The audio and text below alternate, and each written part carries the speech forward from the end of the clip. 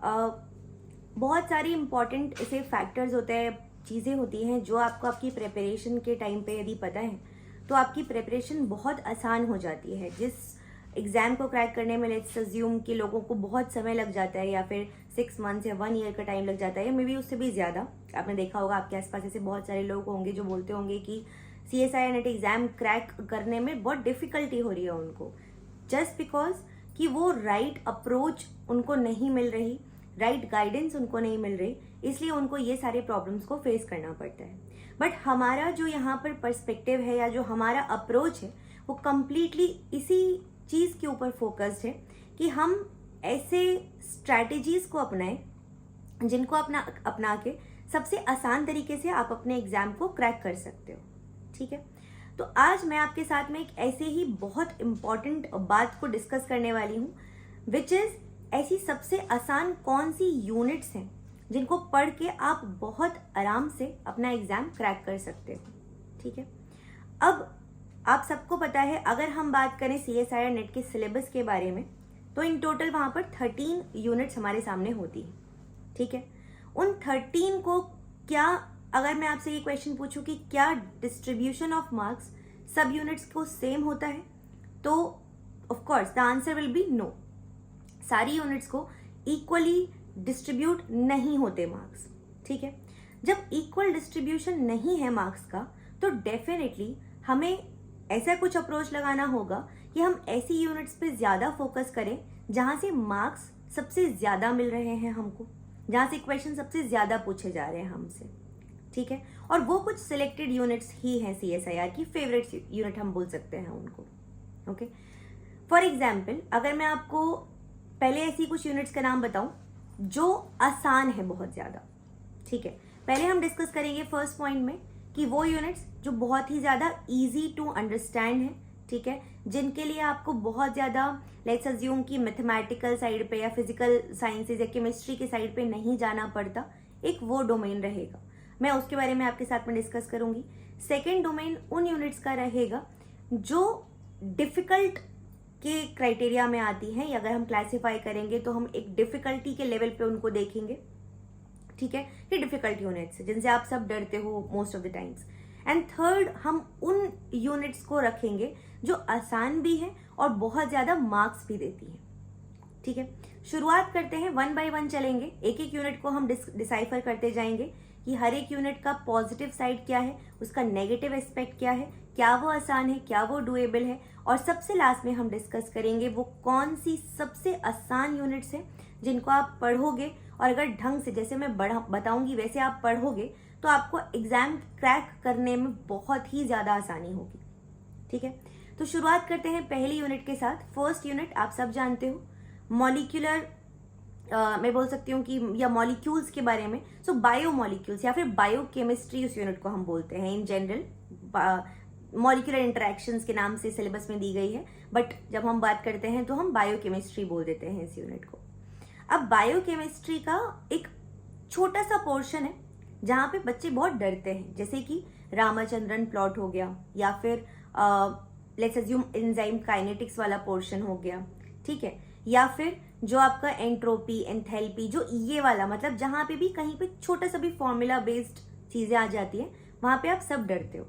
लेकिन उसका एक अच्छा खासा बड़ा पोर्शन है जो कि बहुत आसान है, जैसे कि मेटाबॉलिज्म वाला पार्ट। ठीक है, पूरा मेटाबॉलिज्म जिसमें कि रेस्पिरेशन पढ़ते हैं आप हर बार, एवरी ईयर ऑन ईयर आप उठाकर देख लीजिए पेपर, ऐसा हो ही नहीं सकता कि इस टॉपिक से क्वेश्चन नहीं आए। और बहुत आसान सवाल, मतलब ऐसा भी नहीं है कि बहुत डिफिकल्ट क्वेश्चंस आ रहे हैं या बहुत रैंडम जा रहे हैं, नहीं, बहुत इजी क्वेश्चंस होते हैं, बेसिक चीजें पूछी जाती हैं आपसे, but then they ask you these all these things. ठीक है, तो अगर इफ यू आर समवन, देखिए अब बात आती है कि कितने मार्क्स का यहाँ से क्वेश्चंस पूछे जाते हैं, तो आराम से मैं बोलूंगी कि 30 to 35 मार्क्स, ज्यादा भी हो सकता है, ±5 कर लीजिए। ठीक है, तो आराम से 30 to 35 to 40 मार्क्स के क्वेश्चंस एवरी ईयर इस यूनिट से आपसे पूछे जाते हैं। नाउ अगर मैं बोलूं हर साल इतने मार्क्स के क्वेश्चंस यहाँ से पूछे जा रहे हैं, तो उसमें एक बात आएगी कि कुछ एरिया रहेगा जहाँ पे आपका वो डिफिकल्ट पोर्शन रहेगा, बट देन कुछ एरिया वो भी रहेगा जहाँ पे आसान एरिया से क्वेश्चंस आ जाएंगे। ठीक है, तो अगर आप डरते हो उन एरिया से, जैसे कि एंजाइम काइनेटिक्स हो गया, माइकलिस मेंटेन, ये सब चीज़ों से अगर आप डरते हैं, you can, I will not से कि you can skip that part, but हाँ, अगर आपके लिए ऐसा है कि पढ़ के भी समझ में नहीं आ रहा, बहुत मेहनत कर ली, उस पर दिमाग लगा लिया, फिर भी कोई फायदा नहीं है, then definitely you can skip that part और आप उस पार्ट पे फोकस कीजिए विच इज़ डूएबल, जिसको अगर आप पढ़ाई करेंगे जिसके बारे में, तो आपको अच्छे खासे मार्क्स अचीव होंगे। ठीक है, तो फर्स्ट यूनिट हो गई है। अब बात करते हैं सेकेंड यूनिट की। तो सेकेंड और फोर्थ को हम साथ में लेके चलेंगे। क्यों? क्योंकि सेकेंड यूनिट है सेल्यूलर ऑर्गेनाइजेशन और फोर्थ यूनिट है सेल सिग्नलिंग। सेल सिग्नलिंग का एक छोटा सा चंक इम्यूनोलॉजी भी बनाता है, बट उसके बारे में मैं फिलहाल बात नहीं करूंगी। क्यों? क्योंकि उसका ROI बहुत ही ज्यादा कम होता है। मतलब कि जितना आप उस पर समय इन्वेस्ट करोगे, एनर्जी इन्वेस्ट करोगे, क्या रिटर्न आपको उतना मिलेगा उस यूनिट से, ये इम्यूनोलॉजी वाले टॉपिक से? Definitely no. ठीक है, सिलेबस बहुत वास्ट है, बहुत ही ज्यादा वास्ट है, और चीजें बहुत गिनी चुनी आती हैं, उनको पढ़ लो, काम बन जाता है। ठीक, तो सेकेंड और फोर्थ यूनिट को अगर मैं मिला दूं तो लगभग 60+ मार्क्स के क्वेश्चन आते हैं। आगे बढ़ने के पहले एक बात बताती हूँ आपको कि अगर हम बात करते हैं 200 मार्क्स का हमारा पेपर है, तो 120+ मार्क्स पे डेफिनेटली आपको JRF मिल जाता है। मतलब हमको कितने नंबर चाहिए? 120 नंबर चाहिए अपने एग्जाम को, JRF को क्रैक करने के लिए। ठीक है, तो अब सेकेंड और फोर्थ यूनिट को अगर मैंने मिला दिया तो मुझे 60 मार्क्स मिले। 60 में से लेट्स अज्यूम मैंने छोड़ दिया कुछ 20 मार्क्स या 15 मार्क्स मैंने छोड़ दिया, 15 मार्क्स मैंने अलग कर दिया इम्यूनोलॉजी का, फिर भी मेरे पास कितना बचता है? 45 तो बचता है। ठीक है, अब 45 मार्क्स आप सोच के देखो, अच्छे खासे होते हैं। पहली यूनिट से अगर हम 20 भी मान के चलें मिनिमम, सेकेंड यूनिट और फोर्थ यूनिट को मिला के हमने कितना उठा लिया? 45 मार्क्स। कुछ नहीं तो 60 मार्क्स आपके हाथ में है अभी 3 यूनिट से सिर्फ। ठीक है, फिर आती है unit number 3, fundamental processes AKA molecular biology. Extremely important unit. Her bar 40 to 45 marks के क्वेश्चंस आपको यहाँ से मिल जाते हैं, ±5 कर लीजिए, बट मिलते हैं। और इस यूनिट की सबसे खास बात पता है क्या है? कि इसमें ना कोई ऐसा स्पेशलाइज्ड टॉपिक्स नहीं है। मतलब कि ऐसा मैं नहीं बोल सकती कि ये इंपॉर्टेंट है और ये इंपॉर्टेंट नहीं है। ये एक लौती ऐसी यूनिट है जहाँ पे सब कुछ इंपॉर्टेंट है।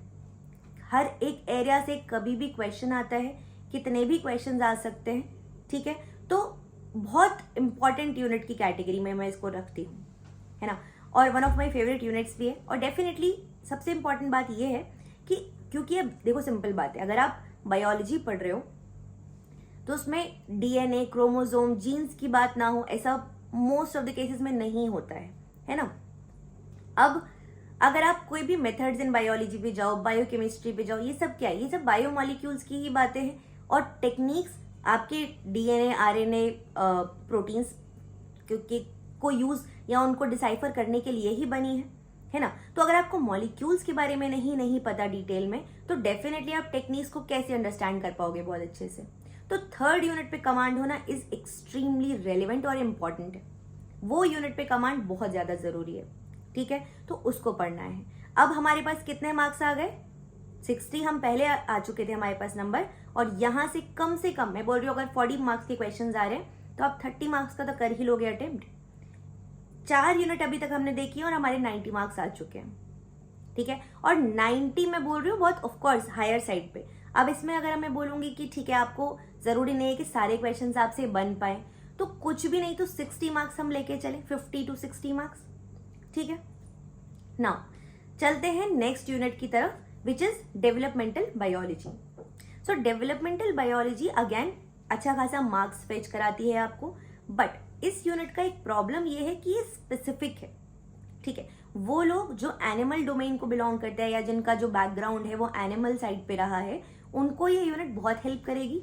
और जिन भी बच्चों का जो थोड़ा टिल्ट है वो प्लांट साइड पे रहता है, उनको यूनिट थोड़ी तकलीफ देती है। लेकिन इसकी एक अच्छी बात भी बताती हूँ आपको कि ये यूनिट में न्यूमेरिकल्स नहीं है, फॉर्मूलाज नहीं है, इसमें थ्योरी है, कॉन्सेप्ट है। कि ठीक है ये डेवलपमेंट हो रहा है तो किस तरीके से होगा, इस जीन का काम है तो ये कैसा काम करेगा। तो दैट वेज ये यूनिट बहुत मदद करती है आपको।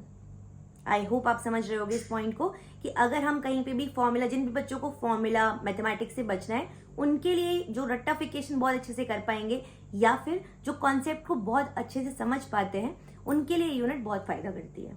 और यहाँ से भी आराम से आप 40 मार्क्स का क्वेश्चन मान के चलिए, 35 to 40 साइड पे मान के चलिए। मतलब हर एक यूनिट में जो मैं आपको नंबर दे रही हूँ, of course that is not an exact number, है ना, तो +5 -5 अपने आप से आप उसको देख सकते हो, है ना। चेंजेस रहेगा हर ईयर ऑन ईयर बेसिस पे आपको चेंजेस देखने मिलेंगे ना। अब हम चलते हैं नेक्स्ट यूनिट की तरफ, which is plant physiology. Extremely important unit और अच्छी खासी वास्ट यूनिट है। कुछ ऐसे टॉपिक्स है जैसे हर बार क्वेश्चंस आ रहे हैं, ठीक है। और सबसे इंपॉर्टेंट बात कि वॉट एवर नोट्स मैं जो भी यूनिट पढ़ाती हूँ आपको, चाहे वो प्लांट फिजियोलॉजी हुई, चाहे वो मॉलिक्यूलर बायोलॉजी, यूनिट 2, यूनिट 4, हर एक में what ever notes I am giving you, जो भी नोट्स मैं आपको दूंगी, जो मैं आपको पढ़ाऊंगी, जो स्ट्रैटेजी बताऊंगी, I can assure you questions आ जाएंगे वहां से। आपको इतना ही चाहिए ना कि आपका एग्जाम निकल जाए। मैं आपको यदि एकदम 100% श्योरिटी के साथ बोल रही हूँ कि जो मैं आपको पढ़ा रही हूँ वहां से आपको क्वेश्चन मिलेगा एग्जाम में। इससे बड़ी बात आई डोंट थिंक कि कोई बोल सकता है और आपको चाहिए भी नहीं इससे ज्यादा कुछ, ठीक है। मैं आपको ऐसे नोट्स प्रोवाइड करवाऊंगी कि उसमें आपका काम आराम से बन जाएगा। अब प्लांट फिजियोलॉजी से भी आराम से 30 से 40 नंबर के सवाल आ जाते हैं, ठीक है। तो अभी तक हमने 6 यूनिट कवर किए हैं, not even 50% of the syllabus, और आपका मार्क्स या जेआरएफ क्रैक करने लायक नंबर आपको मिल रहे हैं। लेकिन यहाँ पे एक प्रॉब्लम है, क्या कि सिंपल बात है, जब आप कोई भी टॉपिक पढ़ते हो, ठीक है, तो आप अपनी तरफ से हो सकता है उसका 100% पढ़ लिए हो, लेकिन आपने सिर्फ उतना पढ़ा है जो किसी एक पर्टिकुलर नोट या बुक या मटेरियल में दिया हुआ है। उसके आसपास भी उसमें बहुत कुछ है। रिसर्च पेपर से क्वेश्चंस आने लगे हैं, यू ऑल नो दैट। अभी आप पिछले 2-3 बार से पेपर के अगर पैटर्न को समझ रहे होगे तो उसमें हर बार आप देख रहे हो कि रिसर्च पेपर से क्वेश्चंस अब आने लगे हैं। बट ऐसा नहीं है कि 100% पेपर ऐसा ही है।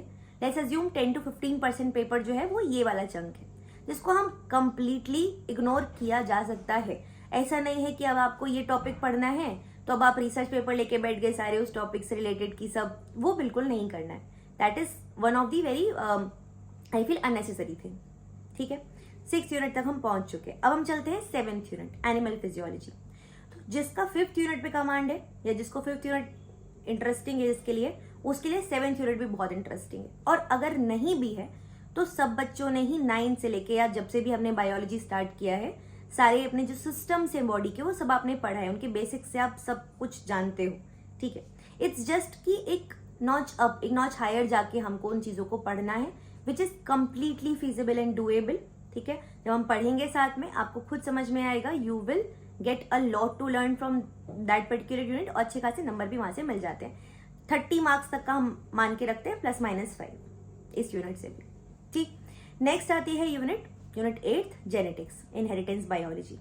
इंपॉर्टेंट यूनिट है बट कुछ बच्चों को बहुत आसान लगती है, कुछ बच्चों को बहुत डिफिकल्ट लगती है। तो बेस्ड अपॉन आपकी क्या अप्रोच है आप उसको टैकल कर सकते हो। लेकिन कुछ टॉपिक्स हैं जहां से हर बार क्वेश्चंस आते हैं, जैसे कि for example pedigree analysis. Every year you will see a question from that particular area. Apart from that genetics and methods in biology को मिला के क्वेश्चंस पूछे जाते हैं, ठीक है। तो जब इन दोनों को मिला के क्वेश्चंस पूछे जाते हैं तो यहाँ से भी आपको अच्छे खासे, मैं बोल सकती हूँ कि मार्क्स के क्वेश्चंस मिलते हैं। प्लस अच्छा एक और चीज बताती हूँ आपको कि आपने देखा होगा भी आजकल क्या हो रहा है ना कि बहुत सारे क्वेश्चंस मीन्स ऐसा नहीं है कि आपने एक यूनिट पढ़ लिया और आपका काम बन गया। आपको यूनिट मतलब ऐसे क्वेश्चंस आ रहे हैं जहां पे 2-3 यूनिट को मिला के उनको क्वेश्चन बनाया जा रहा है। For example unit 3 and unit 13 को मिला दिया, यूनिट 8 एंड यूनिट 13 को मिला दिया, एटसेट्रा एटसेट्रा, ठीक है।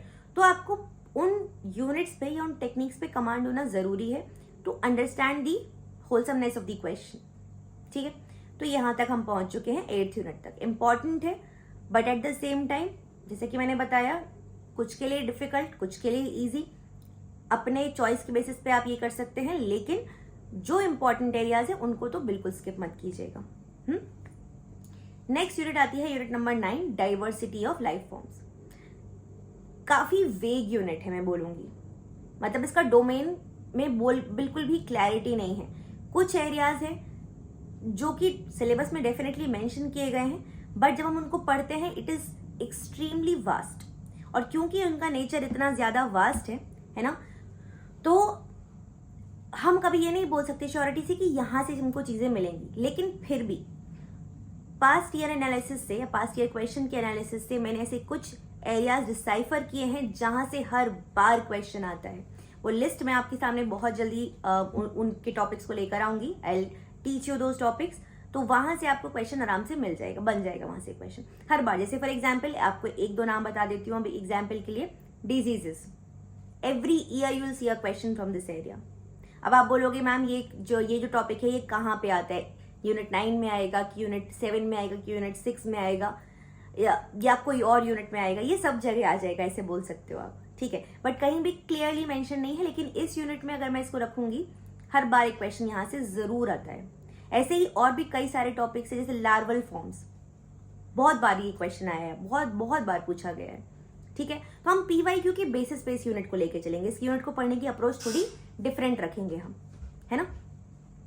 अब चलते हैं हम लोग नेक्स्ट यूनिट की तरफ, which is unit number 10, that is ecology, ठीक है। अब इकोलॉजी और इवोल्यूशन को मैं साथ में लेके चलूंगी, यूनिट नंबर 10 यूनिट नंबर 11। ये दो यूनिट्स को मिला के हम बोल सकते हैं आराम से 50 to 60, 50 प्लस मार्क्स के क्वेश्चन यहाँ से आ जाते हैं। इजी यूनिट, थोड़े बहुत फॉर्मूला हेयर एंड देयर थोड़ा बहुत रहता है, not extremely formula rich content is there, ठीक है। बट यस, अगर आप एक बार इसको समझ जा रहे हो तो काफी आसानी है, काफी आसान यूनिट है, काफी ऐसे एरियाज है जहां से हर बार क्वेश्चंस पूछे जा रहे हैं। फिर चलते हैं हम लोग यूनिट नंबर 11 की तरफ। Okay, applied biology. Applied biology की अगर मैं बात करती हूँ, अगेन थोड़ी रैंडम यूनिट है, लेकिन कुछ एरियाज है जो रिपीट होते हैं हर बार, और जो रिपीट होते हैं उनको हम लोग डेफिनेटली कवर करेंगे before our exam. 13th unit, last unit, ठीक है। Methods in biology, very important but at the same time difficult for a lot of you, ठीक। तो what will be doing is कि हम जो उनके ऐसे एरियाज है, for example again I give you an example, chromatography, microscopy, ठीक है, इलेक्ट्रोफोरेसिस, क्वेश्चन आ ही रहा है यहाँ से। तो जब आ रहा है और डिफिकल्ट भी नहीं है बहुत ज्यादा, है ना, उसकी कॉन्सेप्ट है छोटे छोटे, आई मेक श्योर कि जब मैं आपको ये सब चीजें पढ़ाऊं तो इस फॉर्मेट में पढ़ाऊं कि उसके बाद आपको जिंदगी में कभी भी उस टॉपिक में परेशानी आएगी ही नहीं। whenever whosoever will ask you a question from that particular area, you will very confidently be able to answer that question, ठीक है। तो 13 की 13 यूनिट में हमने देखा प्रोज कॉन्स, पॉजिटिव्स क्या है, नेगेटिव्स क्या है, कितने मार्क्स के क्वेश्चंस आते हैं।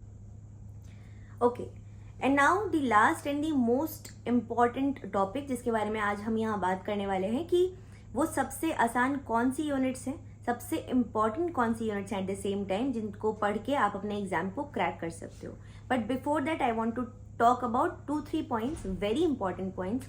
देखिए, आप इस एग्जाम के लिए पढ़ने वाले हैं, बहुत बेसिक नेचर है इस एग्जाम का, बहुत बेसिक डिमांड्स है इस एग्जाम की, जिसमें से एक सबसे पहली डिमांड है कि जितना ज्यादा आप अपने सोर्सेज को लिमिट करके उनको रिवाइज करोगे, उतना ज्यादा आपके चांसेस है इस एग्जाम में एक अच्छी खासी रैंक लेकर आने के। सेकेंड पॉइंट, जितना ज्यादा आप प्रीवियस ईयर क्वेश्चंस को एनालाइज करोगे, उनको प्रैक्टिस करोगे, उतना ज्यादा अगेन चांसेस हैं फ्लाइंग कलर्स में आप एग्जाम को क्लियर कर पाओगे, ठीक है। Now talking about the units, if you are someone, देखिए 2 कैटेगरी में रखेंगे इसको। पहली वो जिनको कि यूनिट से ज्यादा डर नहीं लगता, जैसे बायोकेमिस्ट्री, MIB एटसेट्रा, उनके लिए एक अलग क्राइटेरिया होगा, और दूसरे वो जो बहुत आसान सिनेरियो में पढ़ना चाहते हैं। तो फर्स्ट केस, जिनको डर नहीं लगता उनके लिए unit 1 biochemistry, unit 2 cell organisation, unit 3 fundamental processes, unit 4 cell signalling, unit 5 developmental biology, unit 6 plant physiology, ठीक है। और अगर इससे ज्यादा की आपको जरूरत है then you can go for unit 10th and 11th, and साथ में इफ नॉट तो 10th और 13th, ठीक है। और अगर आपको डर लगता है तो फिर unit 2, unit 3, unit 4 of the syllabus check कर लेना एक बार, 2, 3, 4, 5, 6, 10th एंड 11th, और साथ में डाइवर्सिटी फॉर्म्स का थोड़ा बहुत पार्ट। लेकिन अगर मैं एक या आप मुझसे एक क्वेश्चन आपका हो सकता है कि मैम क्या इतना पढ़ने से एग्जाम निकल जाएगा हमारा, तो मैं ये बोल सकती हूँ आपको कि डेफिनेटली आपको अच्छे खासे मतलब मैं बोल सकती हूँ कि काफ़ी आसान तरीके से आप एग्ज़ाम क्रैक कर सकते हो इतनी यूनिट्स को पढ़ के। लेकिन